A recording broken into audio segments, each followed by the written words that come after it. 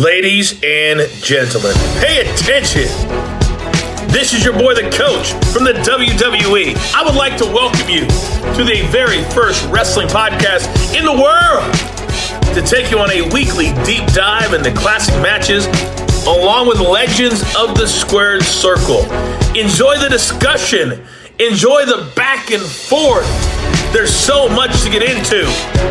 Ladies and gentlemen, this is The Payoff.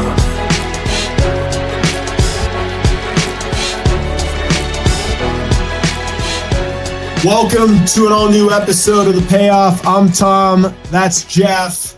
2026 is here. Another year of The Payoff. 52 more matches to cover in 2026, Jeff. This is episode number 334. We got a good one here. Honky Tonk Man and Randy Savage. Heel Randy Savage, of course. I wonder if Honky Tonk Man was ever a babyface. I'm going to look that up. Against Hulk Hogan and Ricky Steamboat. Jeff, how'd you find this match? Yeah, so this was another one. It's the dark match that is, we had a long list of dark matches. We had a long list of house shows. This was too. Occasionally, we will find a channel on YouTube as well too that has. So, they've got every match from 1987, and that's what we get. And so, which the aptly titled Monsoon Classic is where we're going to be watching today off of YouTube. And so, it's just one of those ones. You look at the names, you look at the kind of timing, and you're like, what's going on here? And so this is just one of those that why not cover it and for what it is and see what's going on, because I know I haven't seen it before. Good. Well, we're going to watch the match. We got a lot to cover. We're going to spend some time on Honky Tonk Man because I feel like we haven't talked much about him. So I've got some stuff pulled up I want to talk about related to that. You ready? Let's do this. Yeah. All right, man. Let's get into the build. Oh, it's time for the build. All right. WWF Superstars, January 5th, 1987. This was actually a dark match. All right. Mm-hmm. Let's talk through the card here. We start off with Tito Santana and Pedro Morales defeating the Iron Sheik and Nikolai Volkov via DQ when their manager Slick interfered with his cane at the 3-minute mark. Harley Race is going to pin Greg Vance with the cradle suplex in 1 minute and 23 seconds. The Rougeau brothers are going to defeat Al Navarro and Tiger Chung Lee when Ray pinned Navarro, in 3 minutes. So 3 minutes, 1 minute, and 3 minutes so far on these matches. Adrian Adonis is going to defeat Jack Kruger via submission. That's a sleeper hold in a grand total of 1 minute and 17 seconds. Greg Valentine is going to defeat Haku via DQ in 3 minutes. Jake Roberts is going to pin Jerry Allen with the DDT. Somehow that match started during the commercial break. Sure. And then the reason we're here. Your world champion Hulk Hogan, Ricky Steamboat, against your Intercontinental champion Randy Savage. Miss Elizabeth is here. Honky Tonk Man's his partner. He's accompanied by Jimmy Hart. A lot of moving pieces to this one. Yeah, absolutely. And getting into, we got a big name players on this. And so one thing to think about here was that in 1987, you had it was very much the rock and wrestling era. You had, MTV, you had music, television, wrestling, the mainstream audience, you had everyone was larger than life. At this point, like I said, we just watched a match from November of 1986. This is 2 months later. And, we're leading up to WrestleMania 3. There's buzz, there's all these big things happening. And so Hulk Hogan, he was the face of the company. He has just had his first WWF World Heavyweight Championship run. He was the All-American hero. You were eating your taking your vitamins. the biggest name the fans could have. And so a lot of times in this match too was to help elevate the people he was taking on. And so that's why this was a tag match, because you had a lot of people that he was trying to help elevate. Now, not to say that was, his decision, but that was what, he was the big name. So if you put him with someone just like Cena, just like some of these other people, you put him with a big name, then immediately you're going to have eyes on it. You had Randy Savage just, getting into the Macho Man persona. And so we all knew, the unpredictable, the intense, but still building to be a major singles star. He had a lot of tag matches, so he was being exposed as not in a negative way, just that he was getting television time, but still in the very early of this Macho Man, being the Macho Man. On the flip side, the heel one there, heel two here, Honky Tonk, like he was the Intercontinental Champion at the time. He was just the asshole. That we all know the gimmick. We all know what it was. Like he was just a heel in every single way, and attacking with the guitars and all. And then the other face on this one, Ricky Steamboat.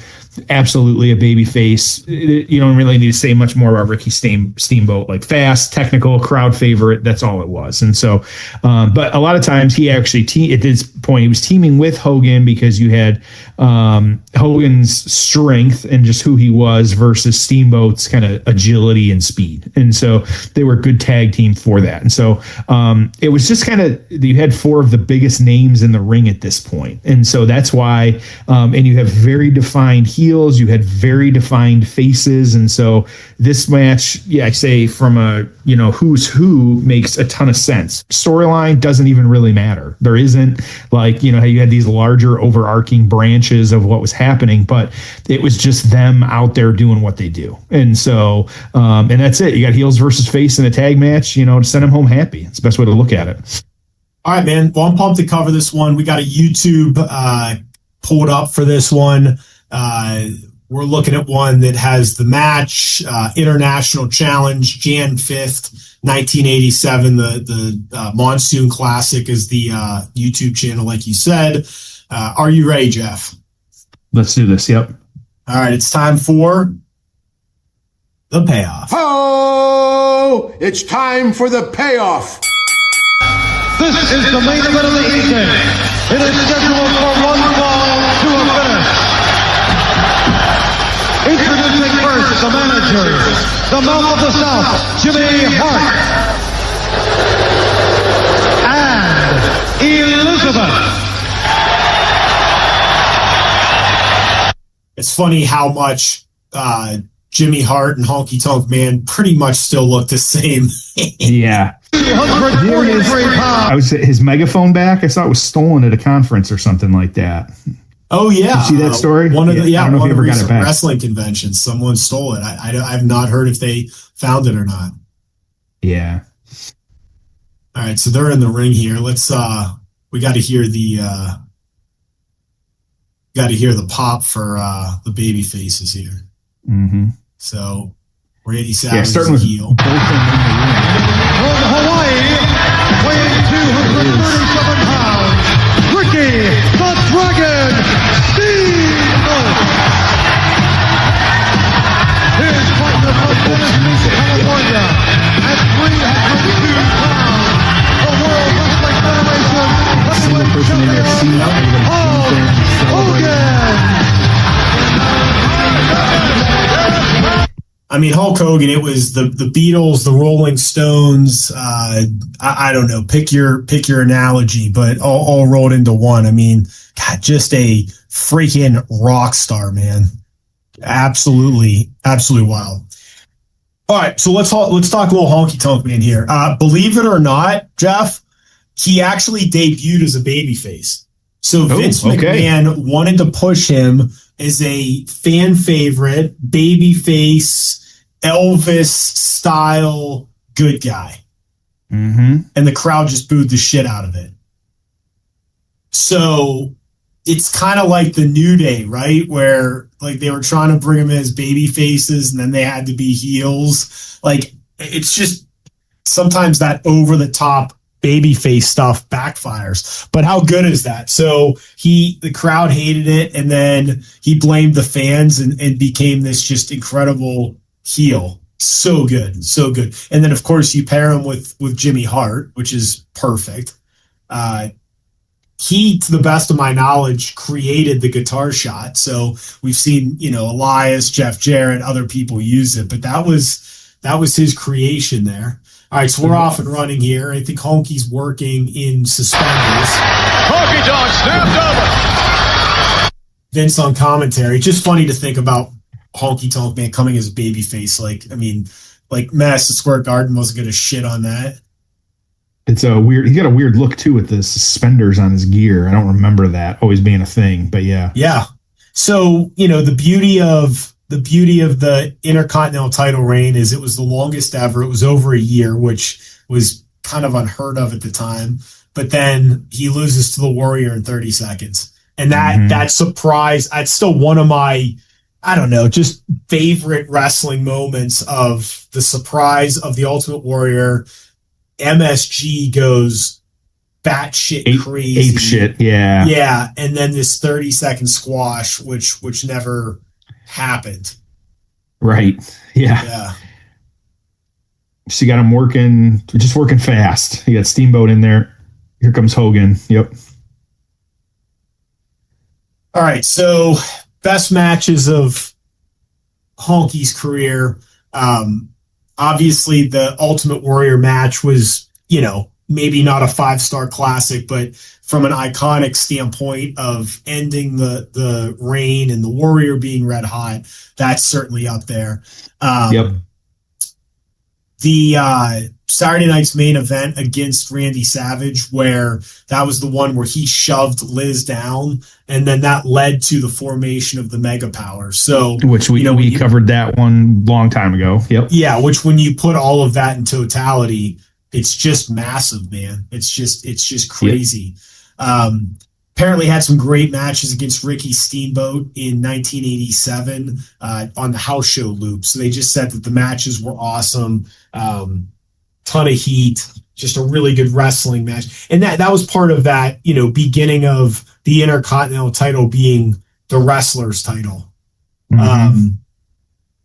WrestleMania 3 against Jake Roberts. That's the one where Jake legitimately injured his neck from a guitar shot, and Jake wasn't too happy about that. So some really good.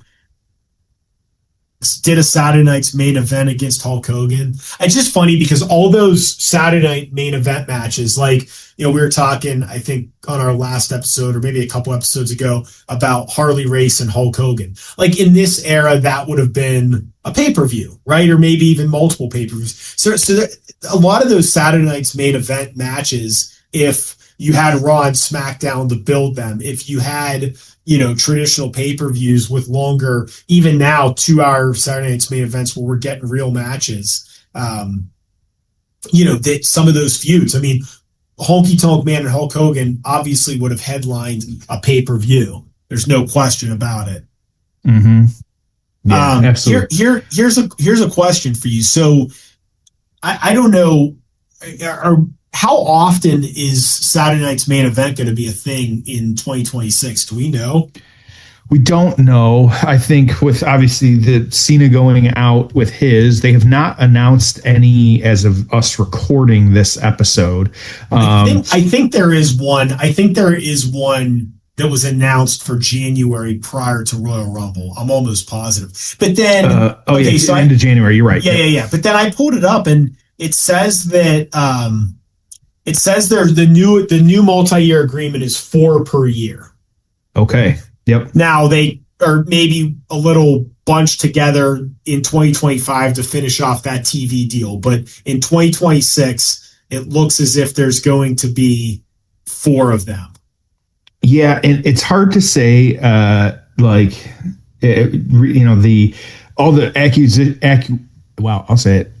Acquisitions and mergers of some of these big companies. I saw like Netflix and, where's everybody going to go and who owns what, and Warner Brothers. And it's going to get, especially some of these, who owns who, and, kind of everybody playing nice. It's all about making a buck. I get that. But, and I know TNA, we're about to get, their debut AMC. on AMC, which is really good for them. I'm all for having more accessibility to some of this stuff. Like, it is tough. If you don't pay, for certain things, it is, sucks that, I don't want to pay for 7 services to watch wrestling. And so you may have to pick and choose, but, there's only so much that, we're in a weird lull right now, because somebody pointed out, like, between Survivor Series and the next big show, like, take out the Saturday Night Main Events, it's Royal Rumble. It's like 2 months. And so, it's a really long time. And then we've got Elimination Chamber on the mat, or on the, calendar, though, for late February, but then we don't have anything, which WrestleMania is, I say, a little later this year. It's mid-April, which usually it's that first or second, or it's either late March or early April. So when you're pushing into the 3rd week for WrestleMania, like, it's just hard to say what we're going to get. So you figure they'd probably drop a Saturday Night Main Event in there somewhere. But yeah, I think the landscape is going to change. It's something I hadn't asked you since it happened, and I brought up Survivor Series. There was a lot of conversation after Survivor Series of, does it need to be a yearly event anymore? And I don't know, or like, do they go back to the brand supremacy? Like, how do you fix Survivor Series? I know Xavier Woods had the idea of, like, winning team gets first 4 or last 4 at Royal Rumble, but is there a way to fix it to make it a better yearly event? So my first response to you is, what needs fixed when 45,000 people fill a baseball stadium for a non-WrestleMania?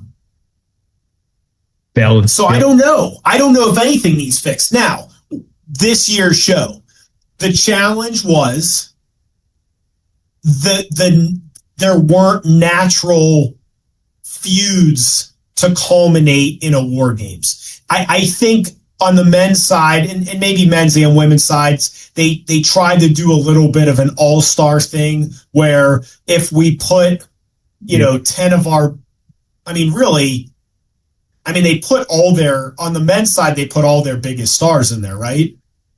Cena wasn't in it, but yes. Basically you had Roman, you had Cody, you had Punk, you had Lesnar. Those are your 4 biggest men's names. And then you had Drew, et cetera, et cetera. Yeah. So they basically, they kind of alluded to it. I think at one point they called it a little bit of an all-star thing. So that's okay, right? But I do think if I'm looking at next year, I'm booking another stadium. I'm doing War Games again. I might argue a 5th match could have been added, but whatever.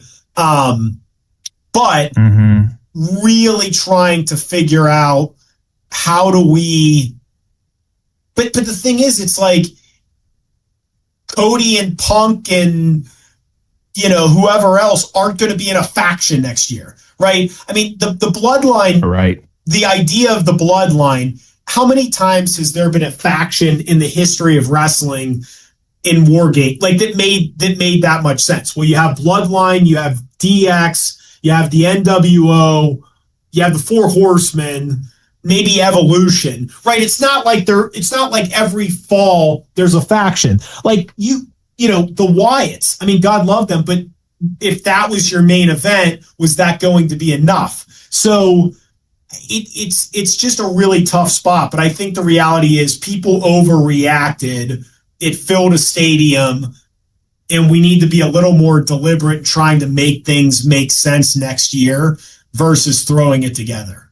And even if that feud is one-on-one, I would have one thing that I think could have worked really well was a Team Cena. And maybe that Team Cena had Cardona and Ziggler and Cody and Punk or R-Truth or something like that, right? But what was Team Cena up against? The Vision, Paul Heyman, right? Like that to me would have had a little more intrigue. So I think trying to tie it to a deeper storyline would be helpful. All right, we have Steamboat on the top. Steamboat on top. Look what Honky Tonk just did. Honky pushed him off. Nearing the end of this one. Agree, disagree? What are your thoughts on that? It's all really interesting, like, to see what's going to happen. But I definitely agree. Yeah. All right, so here's some chaos here. I'd say anything Hogan does anything and the fans stand up. And just listen to him. There's nothing to compare it to. Maybe. Nope. Here's the thing.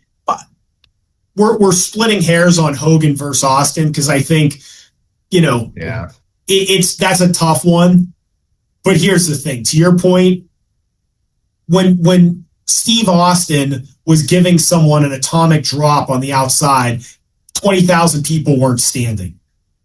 I mean, like, he's got Jimmy Hart now. Like, look at this place. I'm guessing we had a DQ. Is that Jimmy right? Hart in big trouble. Honky Tonk man in more I trouble. believe so, yeah. What's going to happen now? Yes, because Savage attacked the ring. And that's why the timekeeper bell is in the ring, kind of getting everybody else out of the ring. Yep. But yeah, I mean, but you bring up such a good point, which is, I mean, everyone's standing to see him. What's he going to do? Give a leg drop or a clothesline to a big boot to Jimmy Hart, bumping on him. Jimmy Hart pulled out. This match, I'm sure, is over some time ago. And I think that's why it's important when we watch these matches and you and I rank them. Like, I pay a lot of attention to the fans. Again, there's people on Twitter arguing about war games. I mean, those 45,000 people, they paid a lot for tickets. Do you think they left and went, that was a pretty fun show? I think they did. And I'll give you an example. Freaking Baby Boomer Meltzer, okay, was up in arms over the Jey Uso yeet during the match. Bro, it was 30 seconds or less of a 30 or 40 minute match, and the place went crazy. They went insane, okay? So what are you going to do? Say it was a bad idea? And then here's the thing. Even if you said, it's war games, they're supposed to hate each other, it's not serious, he's doing that. First of all, the fans went nuts. Number one. Number two, how did it end? It ended with Brock Lesnar. Okay. So then the entire mood shifts. Immediately you're back into a fight. And what happened with Lesnar? Him and Reigns had the highlight of the match, which was just like a 3-minute brawl on the outside of the ring that was awesome. So it fit. It was great. So, this idea of, this match wasn't good. Well, the fans enjoyed it. We were entertained. So it was good. You may have not liked it, but, and this is what we have to understand with Meltzer. Inside this little wrestling niche, he has very niched feelings on things. What he likes is not what the masses like. If he was booking a promotion, it would be ROH. It would be AEW right now, where a tiny little audience really, really enjoys it, but it doesn't translate to the masses. Mm-hmm. Yeah. And you can see the bias, like, at least a 4.5 to 6-star rating on any show that AEW does.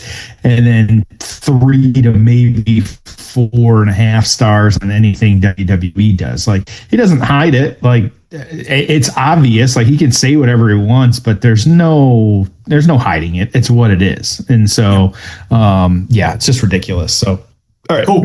All right, let's get to the aftermath. Ho! It's time for the aftermath. All right, what'd you think? Not bad. Like I said, just to have the names that we did. Like, again, the match itself wasn't, 5-star classic, and that's okay. Like, I feel like I've been a broken record with that with last week and this week, but it's still fun to watch. Like, to see these wrestlers that you and I grew up with and doing what they're doing. Like, it's just cool. From an era that you and I, we weren't watching at this time because we were, quite little. And so to go back and kind of watch I enjoy it. I thought, like, for what it was, and to kind of see these people, like, again, I haven't said it in a long time, but I was definitely sports entertained, and that's what that was at this time. Is it was entertainment way more than it was wrestling, and that's exactly what we got. Yep, agreed. What happened? Yeah, so this one, it was really just a setup for future storylines in a lot of ways. So you had Steamboat and Savage rivalry, of course, which we had the Intercontinental Championship match at WrestleMania 3, which made sense. You had Honky Tonk as the heel, and Hogan's dominance is really the company's top star at this point. And so, again, like I said, Savage and Steamboat taking on each other at WrestleMania 3 for the title. And, we've watched that one. It's one of the best matches ever. And so make sure to, go back and watch that one. Honky Tonk, he actually beat Ricky Steamboat for the Intercontinental Championship. So he actually held that for over about a year and a half at one point too. And then Hogan, he continued to be the World Heavyweight Championship and being Hulk Hogan. Like, that's what it boils down to. So with that, again, just like last week, PWI, we got nothing. Too early for Dave Meltzer and the Torch to have anything written up. So, I got a feeling I know, but what are you going to give this one on your score? I have it at a 5. I mean, it was fun. It wasn't bad. It wasn't great, so solid 5. It was fun. I kind of like these shorter matches. They're just fun, easy watches. And, when you're watching for the crowd and the entrances and what music and, the interaction of the managers that we don't see anymore, like, it's just fun. So I like it. It's a fun 5. What about you? Yeah, I'm right there with you. Yeah, I agree. I think some of these, to be able to sit, and we know, like, look, I think of our listeners too, and like, what they're doing, and maybe they're only in the car for, they've got a 25 minute drive. Well, a lot of times you can get one of our episodes in a day. And so there's a lot of podcasts that you and I listen to that are 3-4 hour affairs, like, these real long interviews and stuff like that. And so, and when I'm in my shoot job, it's hard for me to kind of focus on those things in the background, and because I want to pay attention, and so it's hard with that. And so we're going to keep bringing these good matches to everybody, but it's just one of those where I'm right there with you. We got a couple longer ones on the docket here coming up pretty soon, but definitely ones to look forward to as well. But I see it's just exciting to kind of go back, cover these. We got an exciting one next week as well too, looking at actually ECW, going to celebrate a little bit here in early January. Can't forget about our ECW. Going to be joined by Shane Douglas, actually. So we got Shane Douglas taking on Taz, actually, in a 20-minute match. So we'll see what happens there. Yep. It was a fun match. A lot of drama surrounding that one before and after. So that's going to be a really fun one. So, all right, we're off and running in 2026. We appreciate you guys listening. This is fun for us. We're 330 plus episodes into it, and we're going to keep doing it. So we're having fun. Hope you are too. Appreciate you listening. Hit us on Twitter, Payoff Tom, Payoff Jeff, Payoff Pod. All that. You can find us out there. We're everywhere. Yep. We'll see you next week on The Payoff.